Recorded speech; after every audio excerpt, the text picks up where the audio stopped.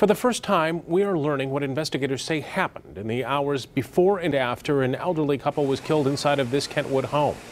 Among the developments, a struggle inside that house and surveillance video at a gas station.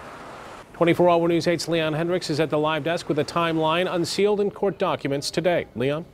That's right. As you know, Brian, up until now, investigators haven't released many details about their case as they have been taking their time really putting it together as they've got time because Javante Higgins is in custody in Chicago. But they had to file some information with the courts in order to get search warrants to obtain a lot of the evidence that they're going to be using against him. In newly released search warrant affidavits, investigators spell out a sketch of the day they believe Javante Higgins killed David and Vivian Bouwman. According to the search warrants, Higgins contacted the acquaintances that would ultimately give him a ride to the area of the Bouwman's home at around midnight. Eventually, those friends gave him a ride to a bowling alley before dropping him off at an intersection near the Bouwman's home. Investigators told us in the past that they believe the Bouwmans were killed at around 3 or 4 in the morning on January 5th. The court documents reveal that they believe there was a struggle. The victim, David Bouwman, had several injuries on his body that appeared that he was in a physical altercation during the shooting.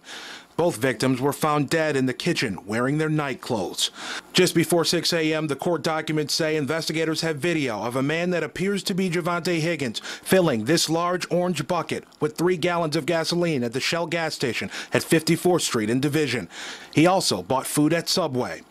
One of the ways they knew it was Higgins was because they knew he had an injury, and the man in the video had, quote, distinct limp and had difficulty walking and standing up. At around 7 or 8 in the morning, police told the court that Higgins reportedly returned to the home of the friends who had dropped him off initially, allegedly telling them, quote, that this is serious. I need you to roll with me. I need to get rid of this car. Investigators say the acquaintances told them that the vehicle was the Bouwman's Cadillac.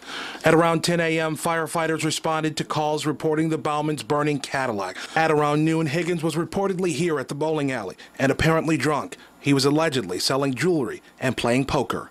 The next day, Higgins showed up at Spectrum's emergency room. The documents don't reveal why. At some point thereafter, he fled to the Chicago area, where he was later arrested.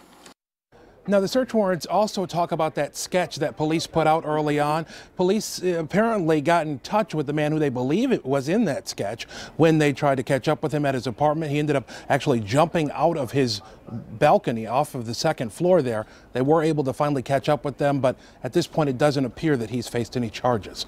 In the newsroom, Leon Hendricks, 24-Hour News 8.